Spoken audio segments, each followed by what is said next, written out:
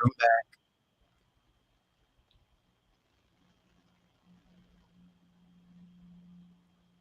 You know what it is. We're live.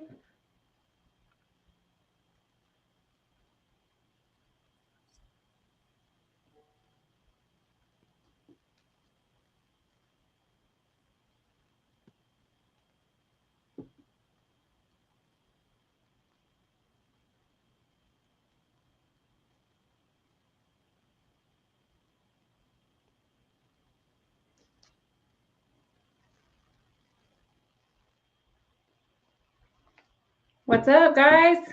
What it do? What it Hello. do?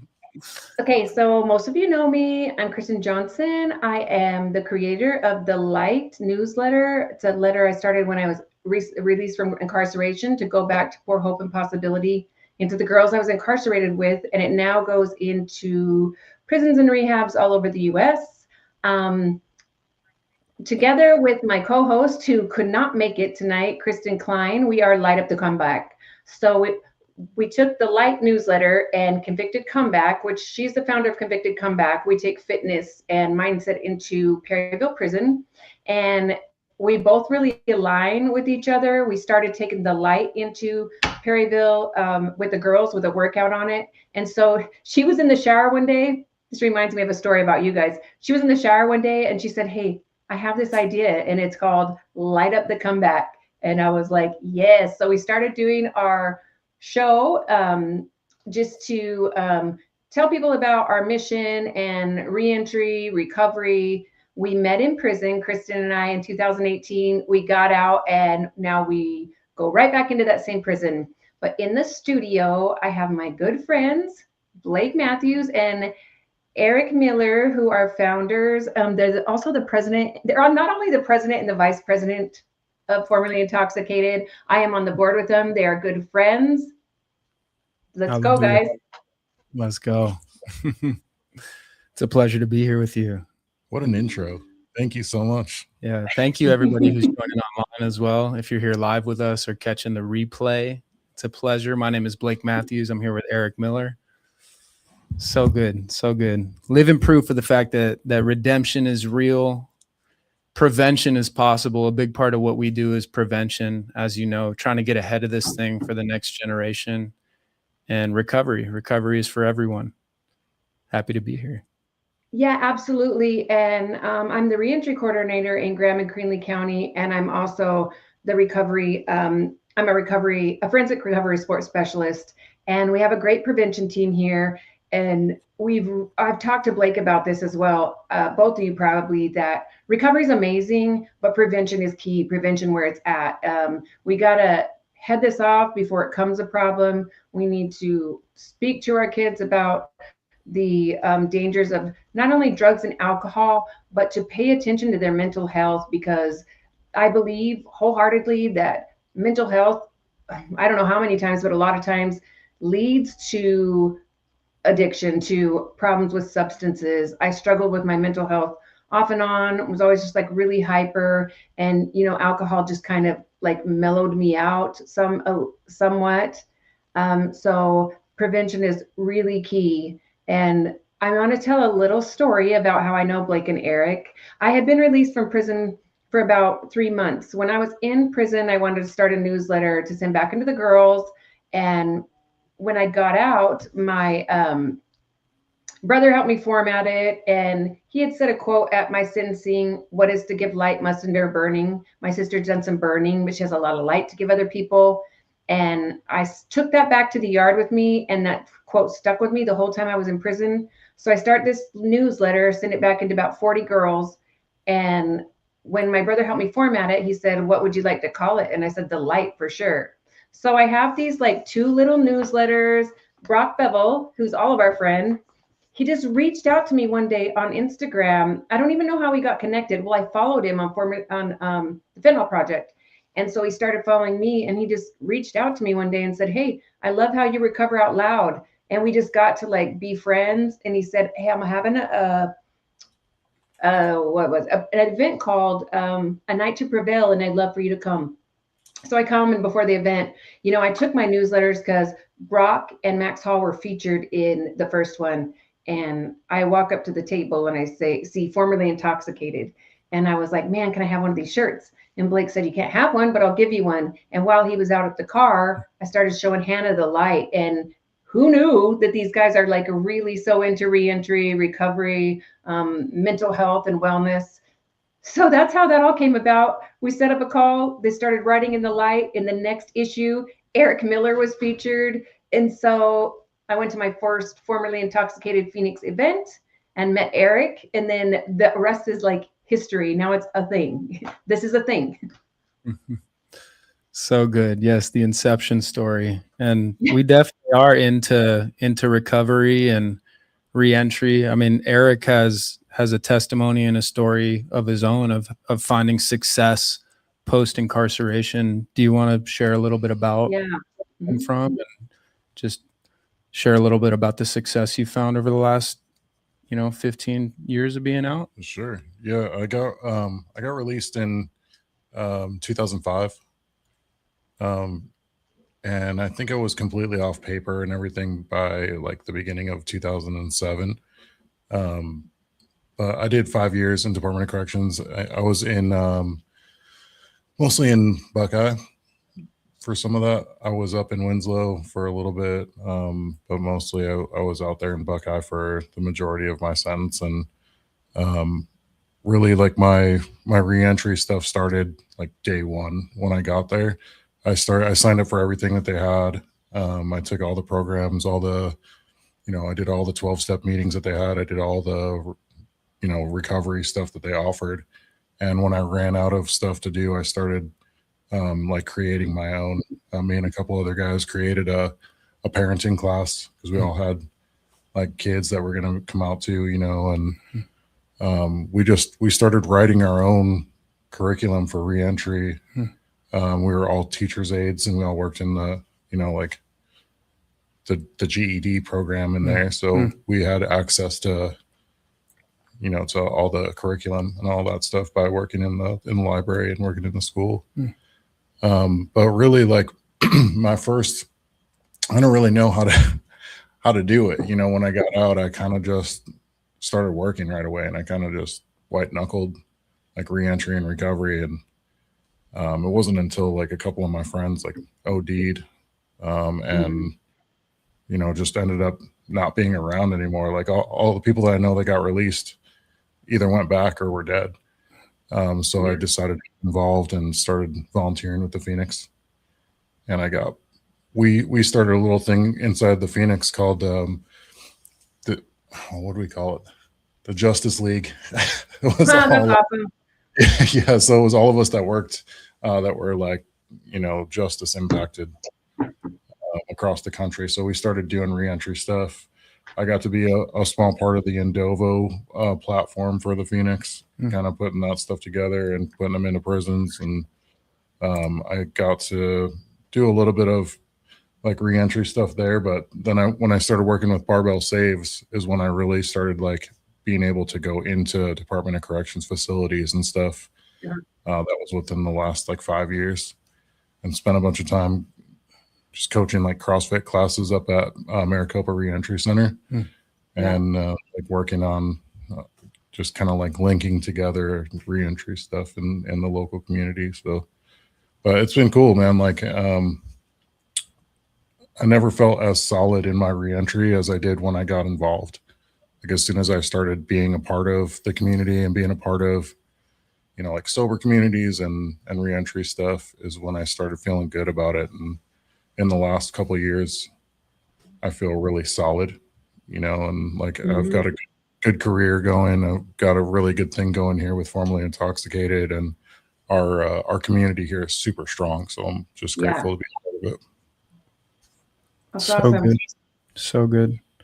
I love how. Go ahead. I was just gonna say, I love how from the jump when you told me your story, Erik hit the yard and decided like that day, I never want to come back. It was on the bus. On the bus. Okay, that's right. Yeah, that's right. On the bus ride there, right? Talk a little bit about that. Like you decided that you were gonna do something with your time. Yeah, I was in I was in Alhambra for, I don't know if anyone remembers this, but there was an inmate took over one of the towers out in Buck. So there was a hostage situation while I was in Alhambra. And normally you're there for maybe 4 or 5 days while you get transferred out to the yard that you're going to go to.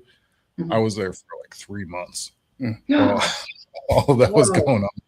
So there's no TVs, there's no music, there's no like commissary, there's nothing.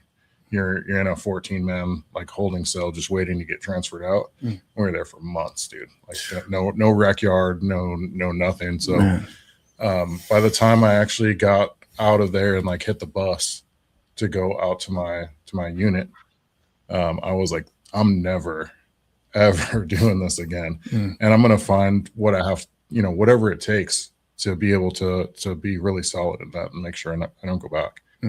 I knew sobriety was a key. Was a key there for sure. Yeah. Beautiful. Blake, how about you? How did you get involved in this whole reentry, recovery space? It's been a journey. I was first introduced to music and drugs at the age of 13. And throughout my teenage years, those influences lived hand in hand. That was around the same time I was introduced to faith as well. So the three of those things really influenced me throughout my adolescence. And I grew up as a DJ. I didn't really have the normal like jobs growing up. I was just kind of focused on building my first business, learning what it meant to be an entrepreneur. And eventually I decided that I wanted to pursue that as a career. So I moved to Nashville in 2014 and started writing songs and just chasing a dream. Like for me, it was always about chasing something. Like I love the idea of chasing a high, nothing really was ever enough for me when I was living for this world, if that makes sense. And through a series of, people that just kind of came into my life and spoke life into me, eventually I realized I needed help. In 2019, I threw the towel in and waved my flag and said, okay, I need to go to rehab in Nashville, Tennessee. And it was the beginning of my healing journey. But post-treatment, I moved back to Arizona in 2020 and started working in construction. I worked for Sherwin-Williams in sales, actually construction sales, selling paint. And my recovery was just pretty much work. Like that was it. Like I wasn't really going to meetings. I wasn't focused on getting plugged into community. I was just kind of white knuckling it, thinking, okay, I've been through a treatment program. I got out. Now I just want to get back to living my life. When in reality, there was a lot more going on beneath the surface. I had basic human needs like, social connection and community and things that I didn't know where to find those healthy relationships with people that had actually been through the types of things that I was healing from. Okay. So I did relapse during COVID, and just now looking back, I see God's hand in all of it. Like it was a humbling. And eventually I had about 2 weeks sober. This was January of 2022, and a dear friend of ours, Hannah, that writes for The Light as well, invited me to go on a hike at Piestewa Peak. And it was probably about 4:45 in the morning, just crack of dawn. I'm like, what am I doing up right now? At the time, we had not started the Changemaker Challenge. We were not doing 5 a.m. consistently. So she drugged me out of bed, and I went to the mountain, and Erik was standing at the bottom of the mountain. I'd never met him. Like this was just a brand new guy, and his shirt said recovery on it. So I just went up to him. I'm like, wow. Man, I'm newly sober. I'm trying to figure this thing out. And he invited Hannah and I to go hiking with him. It was a hike that he led through the Phoenix.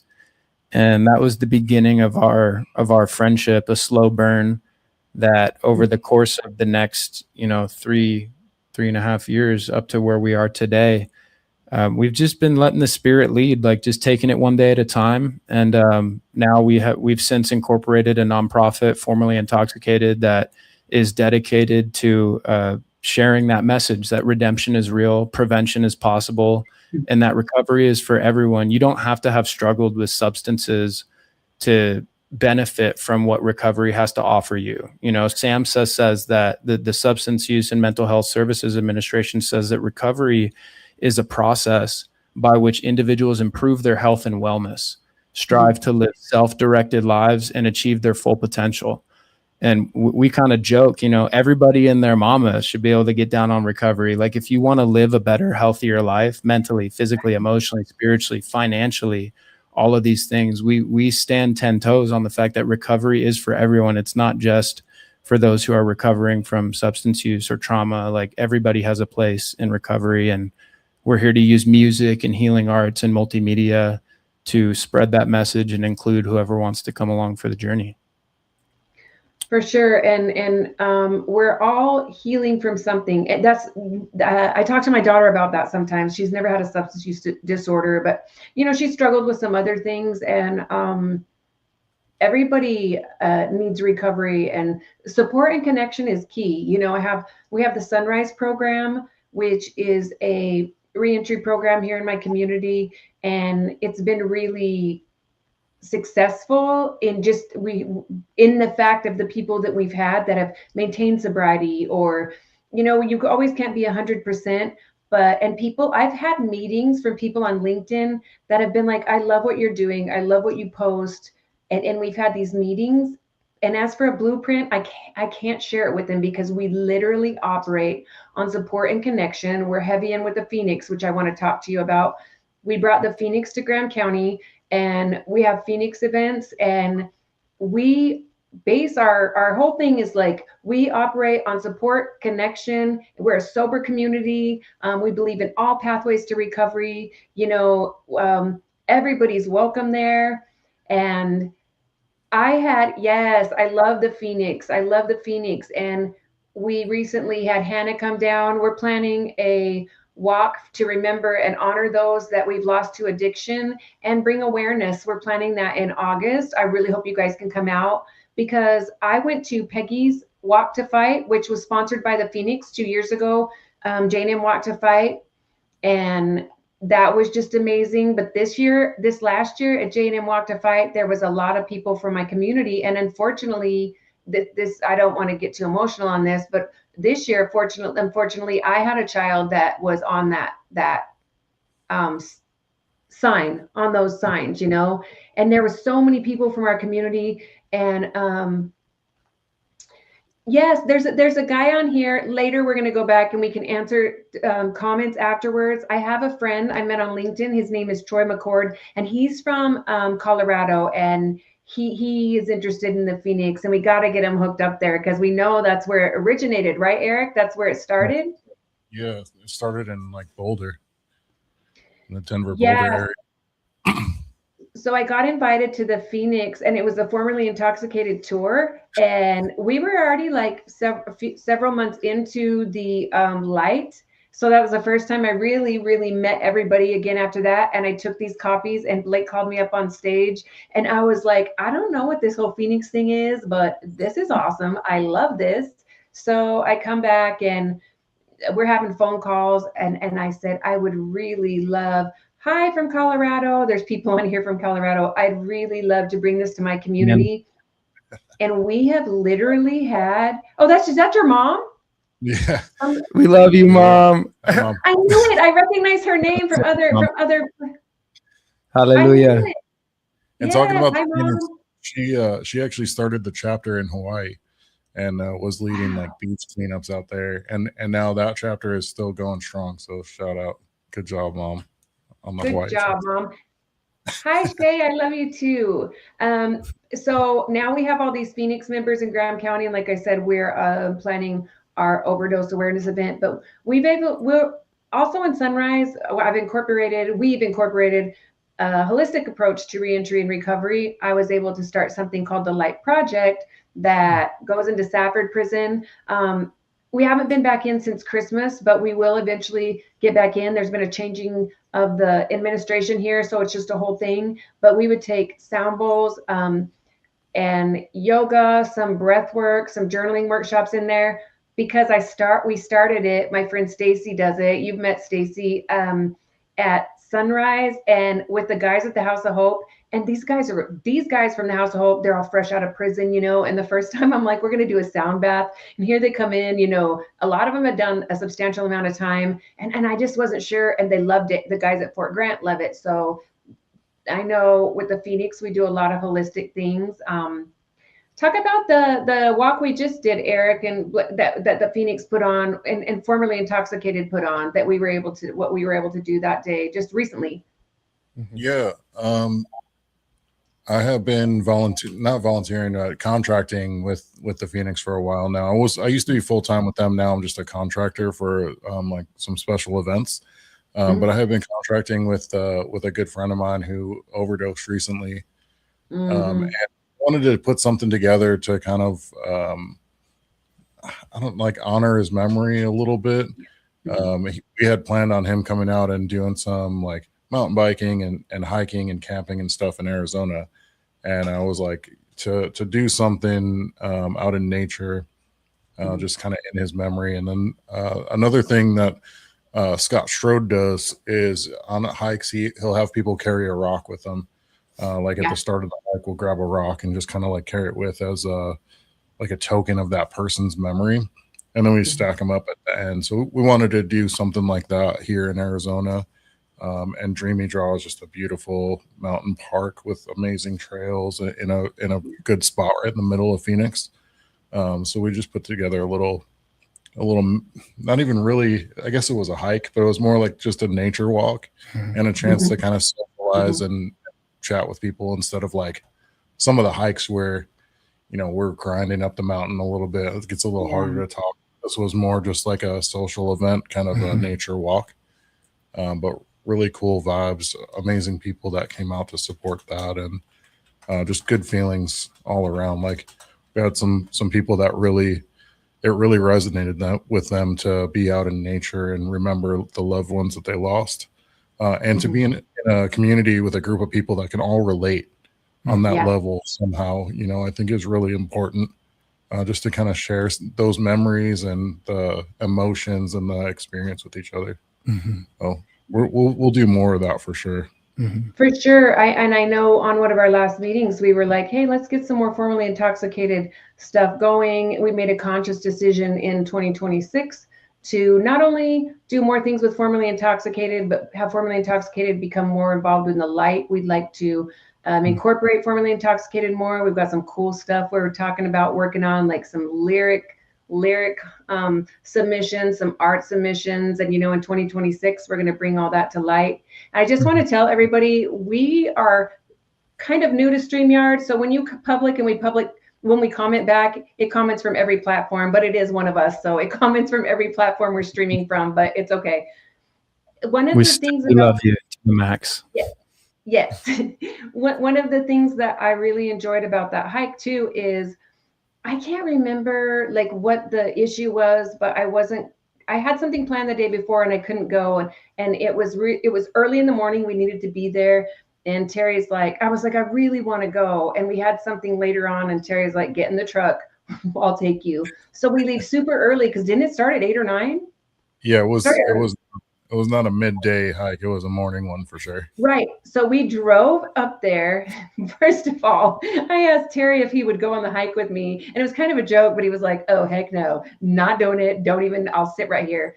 So, but the important thing, we got back in the car and came right back. But I was really glad that I was called to go. And it was just kind of special that he went with me because your friend's parents were there and I was able to speak with them and I was able to, because this is fresh for them. It's only been a year for us. And I was able to hug them and relate with them, pray with them.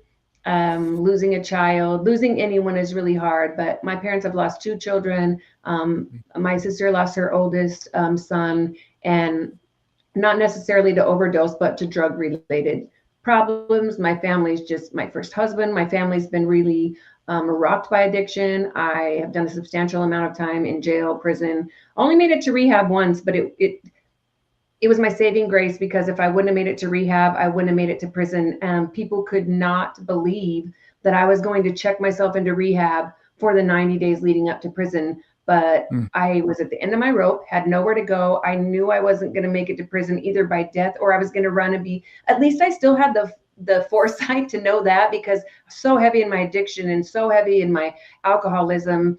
And, then when I would be drinking alcohol, I would just do random other drugs or what, just half the time I didn't even remember. So I did spend that time in rehab, and I had a few weeks after I got out to go to prison, and I was able to go to some meetings. And I don't know. No, I do know I wouldn't have been able to maintain sobriety, because, and I've talked about this a lot, literally every time I drank, because it was in my mind, I was never going to prison. Like, I was sentenced, and I still have another case out there, like 12 years, but I was never going. Like, I was going to run. I drank. Every time I drank, this is horrible, I drank to die. And I always say I wasn't suicidal, but I was just like, if I drink this much, I just won't have to wake up, won't have to worry about prison, because won't be there. Well, guess what? Went to rehab. And I just remember I'd gotten really active in recovery. And when they take me back, when they sentence me and take me back, I just said the serenity prayer over and over and over. Then I go to prison. This is a similar story to you, because they had just moved RNA from Lumley to Maria. And for some reason, I get caught there for 36 days. The CO4 took away all the books for some reason. The only book that we could get a hold of was the Bible, and it was only part of it. And it was Santa Biblia. It wasn't even in English. So my little roommate, her name was Crystal. She spoke Spanish, so she could read the Bible to us. That's all we had. And I told her about recovery. And so she said when she gets out, she was going to get the serenity prayer. And so, we go to our own prospective yards, like obviously lose track of each other. Several years later, I'm on the track at Rosa, and I hear her saying, Santa Biblia, Santa Biblia. And she's a little tiny thing. We run over and we hug each other. And it was just a really cool reunion. And I was at an event recently at the Koch Center, and the chaplains were right next to me. And I look over and it says Santa Biblia. And I told Kristen Kline, I was like, oh, you have no idea how just that, seeing that Bible, resonates with me, because 36 days in solitary, we only got out. I mean, it wasn't solitary because there was two of us, but like you said, 2 or 3 days. I don't know how people do an extended length of time locked down like that, because it's really, I knew right then, I was like, I thought, I was like, okay, you have to do this, but I don't know if I can do this. But we did it, and here we are. And that's right. What brought us together was formerly Intoxicated. I was like, that's a cool shirt. And then the newsletter. And that's kind of what this is all about. So Blake and I had a meeting about the light and how to go forward with it, because in Arizona, they've changed the mailing. You can't mail any paper into the prisons in Arizona. So we were just talking about it, and we had done formerly Intoxicated podcast, Kristen and I, and he said, let's do, we all wanted to do one together. And so we kind of wanted to present the light live. And so I'm going to pop it up here really quick. The light is like a labor of love. And this is issue 25. Only recently, Blake's always been like, and Hannah both, we'll help you however we can. And I'm just like, send that article formatted. And just recently, here we are. I think they came in on issue 3. And Blake was like, why don't you just share your Canva with us, and we'll put our own. And we're like, yeah, great. That will give us some more, creative liberties. And so this one was really cool. I'm going to read the first page.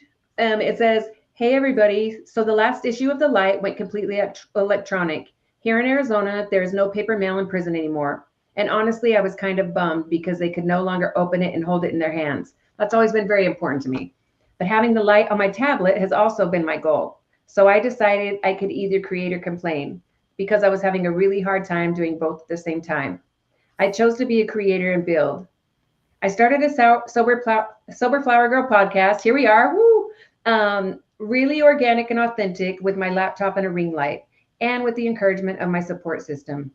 I surround myself with creators and builders, and they inspire me. I started the Sunrise Project and this new newsletter the same way. I start, I struggle, and I build. Brick by brick, I lay a foundation. Sometimes it's shaky, but I build anyways. My people are all builders and all creators, and many of them are in this issue. We started again after incarceration and or addiction. We created nonprofits, brands, businesses, families with no blueprint or no applause and no perfect timing, but we built anyways. When we were tired, we'd build anyways. Doubtful, we'd build anyways. And when no one is watching, we build anyways. That's when the real foundations are laid. Use what you have and move through the messy. Surround yourself with other builders. If you want to go fast, go alone. If you want to go far, build a team. But you don't have to build alone because nobody is coming to save you and they don't need to because you're powerful enough to save yourself. And I'm always here for it. As always, you guys can reach out to me. Let's go, love Kristen, because and I do have people reach out to me. My address is here. I sometimes just get one weekend. We came back from the weekend. I had 15 letters. I picked this up. I think I texted you, Blake. It was we had a call the other day, and Terry brought this to me from the mail, and it says Kristen, Hannah, and Blake on it, the light, and it has a little drawing on it. But from the anniversary issue, I didn't ask Hannah and Blake or anybody to write a letter because I wanted to write a letter to them or write an article. I wanted to write like how I met them and so this is really cool. This is the effect the light's having on people.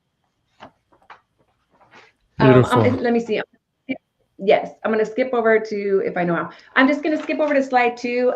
Also, this is a very inspiring story. If anybody wants the light, just put it in the chat and I will put them on the mailing list. But this is about Jason and Sarah and Ronald Alessi. I met them right after I got out. I had one newsletter and I don't even think I met Jason, but I went down to Thomas Sweets and I showed it to them and toured their facility. And that was that. And then after that, several months down the road, they reached out to me. They were on the Sunrise page and they're like, hey, you got to come to our podcast. And then I've just gotten friends with them. They have a great podcast and they now have desert recovery centers. And I was on that podcast. And so I was really grateful to them for being a part of it. Let's go over to page 3, Blake, and I'm going to let you talk about your page. Let me get to it though. I'll have to get it to it like this. Hold on. There you go. Absolutely. What an honor. The article, this issue, this is what, issue 12 or 18 or? No, this one is 25 in addition. Yeah, it's 25. Come on, run the numbers up. This to come up, best believe, before the sun is up. Let him Run it. No, Kristen came out the gates, just swinging. She released these newsletters and just like she said she was going to do, and what an honor to be a part of them. This issue, the title of this article is called From Childish Ways to Change Makers. I'll just go ahead and read it. Yeah. Let's get one thing straight. Who you are is so much deeper than what you've done or what has been done to you.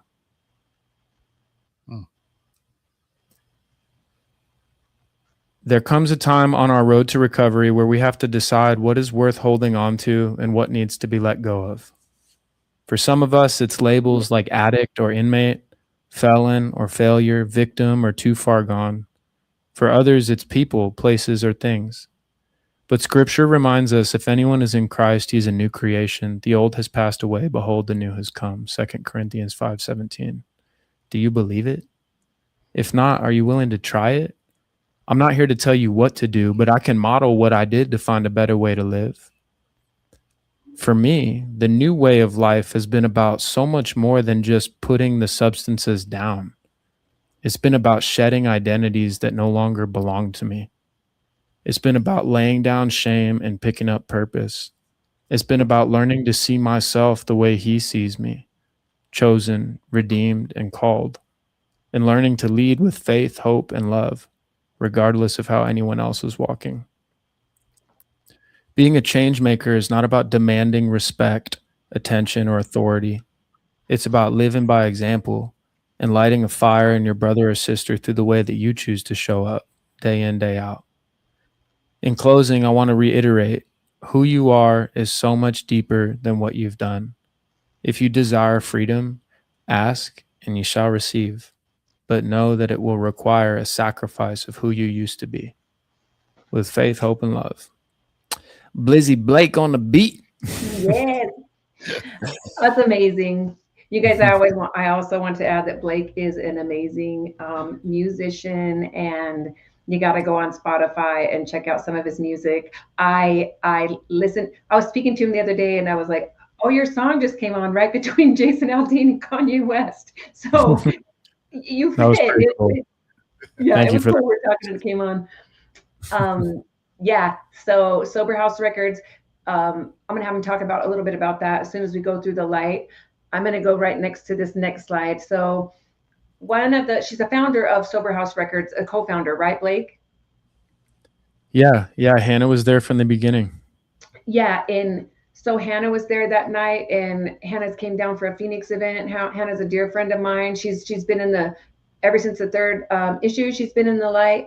She has something. Her third page, the fourth page, and it's usually always the back page. It's called Food for Thought, and she's really into holistic approaches as well. And this one was really cool because it talks about spirit, the periodic table of fitness, hits on the mind, hits on exercise. Like this is she has a full embodiment of everything you could need to follow for this month. Hannah has in here. So it's written by, and she's also an artist. She goes by Tinka Hannes, and she's amazing as well. The next page is Convicted Comeback is something that I met Kristen Kline in prison, and her wife and the other two girls that we were very first from the start. Her wife and her started Convicted Comeback, which takes, yeah, we are, Kevin, that takes fitness and mindset back into the women's prison. When I'm like big on TikTok. I'm like scrolling TikTok one day and I see a picture of her and I was like, hold on. And so I reach out to her and I tell her about the light, and she said, you got to send me a copy. And then she's like, I'm trying to do this thing called Convicted Comeback. And I'm like, I'm in. They had already started it, but we hadn't gone in yet. And so we did our first Convicted Comeback in July, must have been of 2025. It's like 112 degrees. Our friend Julie said, what other person can ask you, like, do you want to go work out in 112? And how crazy do you have to be for all of us to be like, I'm in? So we did that, and we got to see a lot of girls that we were incarcerated with. We work out with girls that are never getting out. The reason we got to 25, Blake, is I would do a special issue. I was in there 6 times for the girls that we went to Perryville for, and we'd always include a monthly workout from Chris, and we'd include a yoga flow. Well, recently DOC has gone completely paperless. I mean, it's a paperless world, right? And there's other reasons to the drugs that were coming in. And anyways, so we weren't able to take in the newsletter anymore, which is kind of bummed out for them. They all get it. A lot of them get it anyways, but they couldn't get the workouts. So I asked Kristen if she would just write a little, put the workout in there and just speak a little bit about, because I'm always having new people and we want to spread the mission of Convicted Comeback. We also have a girl that we were incarcerated with named Samantha, and it's always kind of crazy. She's done a substantial amount of time, and I was incarcerated with her a long time ago. And it's always something different when you look up and you see somebody you know that has gone home, but they're back. And she said the first time she looked up and saw that, she had a lot of guilt and shame, but she did the classes anyways. She's out now. She's doing amazing. We were first able to get out with her right when she got out and work out with her. She's definitely a part of Convicted Comeback. So every issue that I would take into Perryville, we'd have her do a little update because the girls love seeing somebody that they were just recently incarcerated with. So we did have her put in a little article as well. You guys, everybody in the chat that I see, I will add you to the mailing list. So yeah, that's the light.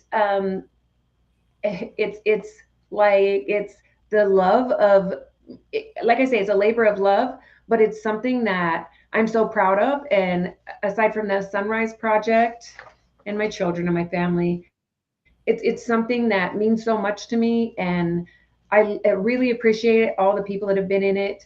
I've had some amazing people in it. They've all either been incarcerated or they have been struggled with, a lot of times both, struggled with incarceration and addiction. I'm going to pop this back off so we can get back on there.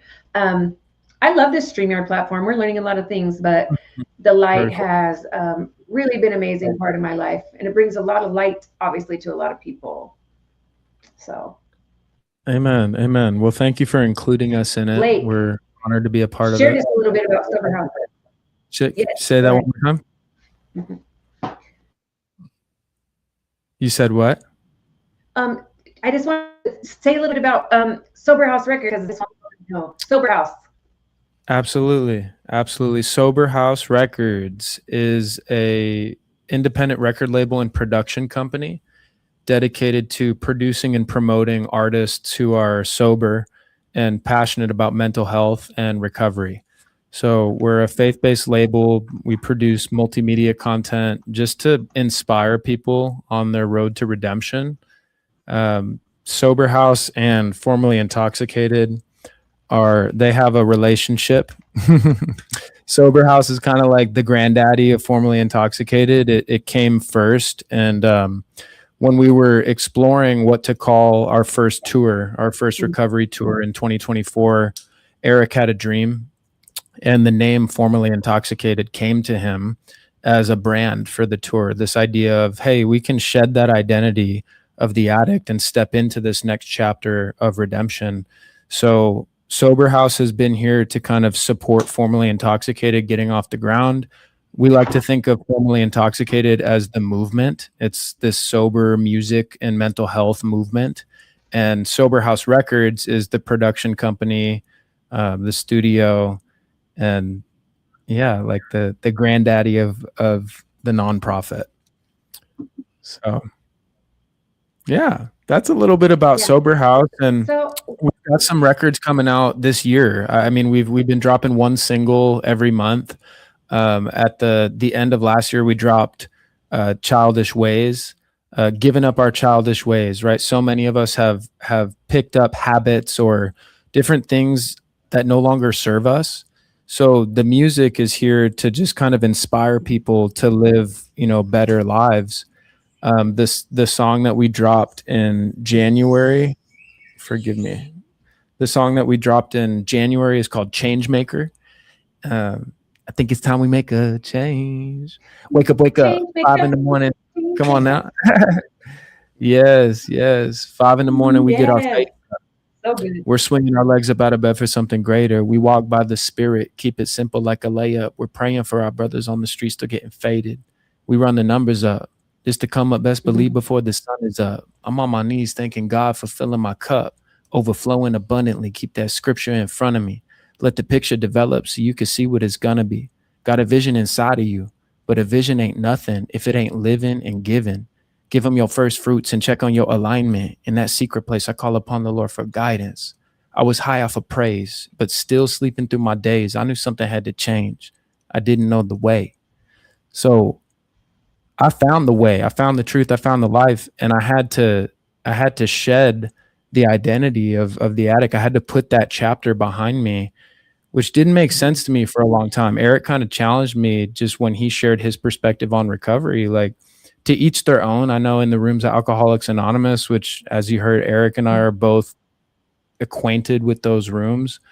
It's very common to say, hey, my name is Blake and I'm an alcoholic, but we like the term Formerly Intoxicated because it honors that chapter of like, hey, this happened. But like we were saying earlier, it doesn't have to define you. So the nonprofit, the record label, the production company, all of that is just these are all just different vehicles that we're using to help lead people back to the truth and to find freedom and new life and recovery.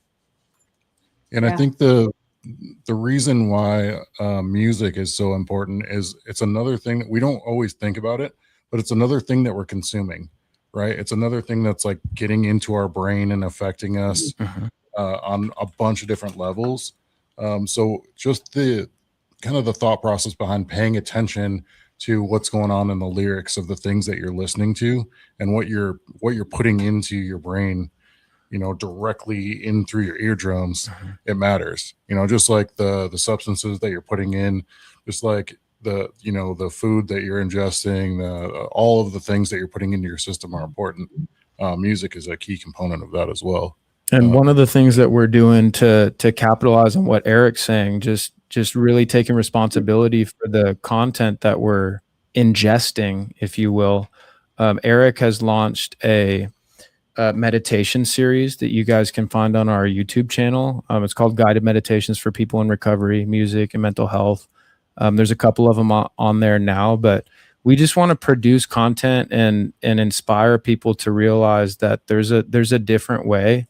We found a better way to live, and we're never here to force anything on anyone. We're just kind of here to plant seeds and invite anybody who's interested in exploring what it might look like to choose that healthier path. Yeah, for sure. And we have more things coming up in 2026 for the light. And I spoke about this a bit before, and Formerly Intoxicated. We're going to be putting more content on the Adobo tablet to reach more. The other day, Blake and I were talking about it, and we said, God willing, not God already made it happen, because I already made a conscious decision, regardless of what happens, I'm putting it on the tablet. So that's happening. Yeah, God did that, Hey, Robert Picard's on here. What up, Bobby? He's always down to support. I love you guys. A little bit. You said, yeah, God did that. Yeah, do that. Yes. Hold on. I want you guys to see this. So zoom in. We found these. So this feels odd. Go Can you back. see him? There we go. Tell the story a little bit. Yeah. So I rolled the dice. I bet on God, and that saved my life. We walk by faith and not by sight. What up, Robert? Yes. Welcome to the chat. So, long story short about these dice, is I was at a friend's birthday party, and was sitting next to this music producer that I grew up with, and he invited me to come by his studio. It had probably been it'd been a while since I'd seen him, so flashing forward a couple steps just to save on time, I'm in his studio, and there's this pair of dice that are just sitting on the console, but the dice say God on every side. So I pick up the dice and I start rolling them. I'm just rolling them on, and I can't put them down. I must have rolled these dice a few hundred times by the time we were done with our session. And I accidentally took them home with me. I stole the dice. I didn't just roll the dice. I stole the dice. I called him the next day. I was like, sorry, I'm so sorry. I stole the dice, bro. And he's like, no, you did, you thief. He's just joking, but anyways, flash forward, quite some time, about a year goes by, and it's put on me to there's this song that's kind of coming out of me, and it goes, I rolled the dice, yeah, I bet on God, and that saved my life, yeah, we walk by faith and not by sight. Okay, I testify for you. Yeah. Deliver from the fire. Ooh. But I had to let it burn. Let it burn. Yeah. He's taking my desires, be gone. Ooh. There's a lesson to be learned. Let him learn. I'm giving up my childish ways. The things I thought I wanted, they just don't hit the same. So that's the abridged version. But now we worked with a supplier to make the dice. So we do have the dice available. You can get them on the website, BlakeMathewsMusic.com. I think if you go to formerlyintoxicated.com or soberhouserecords.com, it routes there too. So if you want a reminder that God is real and he is with you, he will never leave nor forsake you, and he's here to help you accomplish your plans and purposes in your life. Yeah, that's a thing. Trying to get this in focus. This is awkward. You're fine. Hey, you guys, we have some awesome merch too on that page, just to do a little plug, but we do. That is, says Formerly Intoxicated on it, and Sober House Records, because there's people on this chat that have literally asked me for that shirt, and so now it's available again on the Formerly Intoxicated. Yeah, it's been awesome to have you guys on here. You guys, what's some Phoenix events we have going on coming up, or some? I think we got some formerly intoxicated stuff we're doing coming up, right? There it is. There it is. Yeah, we're our goal this year is to do at least one fellowship event or community oriented event per month. So like Erik said, we did the Walk of Remembrance in January for those that we've lost to overdose and addiction. We just did our photography walk here in February. In March, we haven't talked about this yet. Do we have? Yeah, we're working on it's funny you were talking about sound bath earlier. We're working on a sound bath, guided meditation, and breath work thing. There's a bunch of details that we still need to work out, but we've got a couple people that have like offered to be a part of that. So we're working on that next event. So coming soon, details will be popping up everywhere. And we do have an event coming up at the Barbell Saves Project. Erik and I are both giving a little public speech, like sharing our story as a part of this Present You event with Tanisha Baca at the Barbell Saves Project. Life after the story begins. Life after the story begins, yes. So there's a lot of stuff going on. I mean, and even for, like Troy, you said you're out in Colorado, or anybody who's catching this replay. If you don't live in Phoenix or you don't live in Arizona, hop on the New Form app. There's tons of stuff available online. Like if you guys just go to newform.com, or I think it's .org. If you go to New Form in your app store, you should be able to find it. You download it. It's a mental health and well-being app that you can download. You put your zip code in, and there's tons of great events and ways to connect online as well. So if you feel like you're not really sure where to get started, start there. Download the New Form app, tap in with the Phoenix, follow us, follow the podcast, and just reach out to connect, because we're definitely here to encourage you on your road to recovery, whether you're in Arizona or to the ends of the earth. We're here for it. Amen.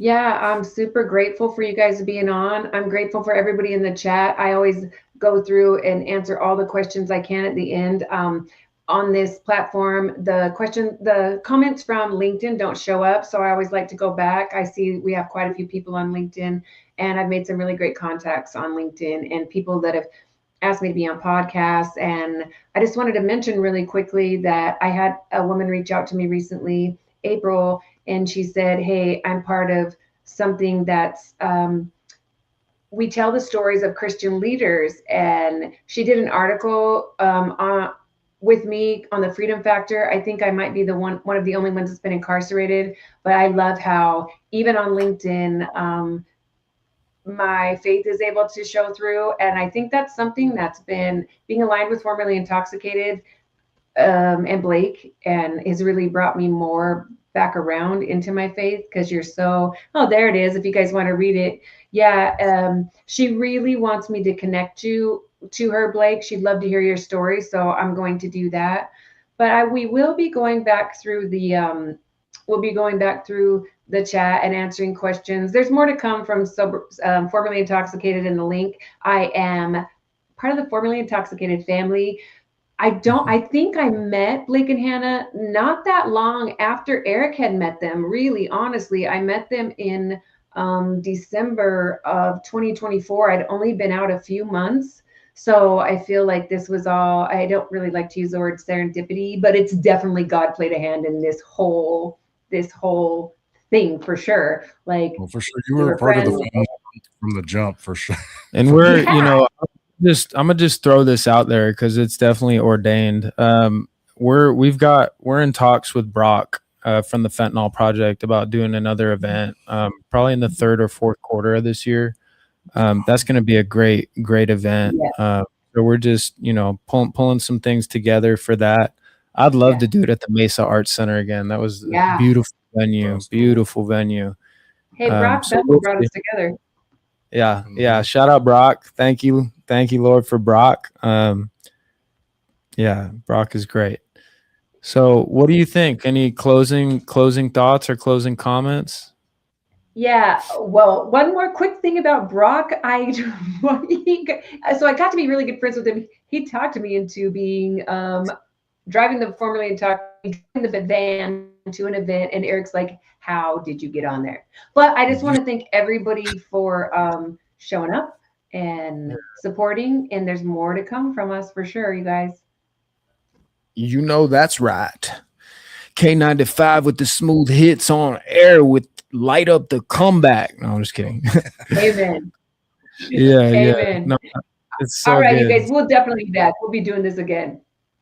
Well, for thank sure. you All right, for guys. having. Can we close out with a song? Can we just play a song that'll ring out? Close it. My daughter's Yeah. on here. Shout out, Presley. Yeah, we're gonna play the little Jericho Walls remix, the newest one that just Okay, came through perfect. today. Ooh-wee, ooh-wee. This is an Yes. exclusive preview, Jericho Walls remix. We love you guys. Thank you so much for joining us, and we will see you soon. Fire.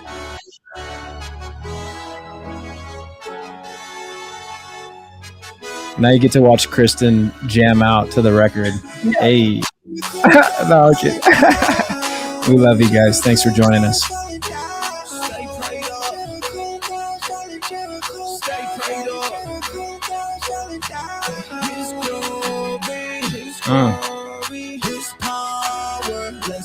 Free together forever. Forever. Let's stay free together forever. Forever. Let's stay free together forever. Forever. Ever. Ever. Love you guys. Peace.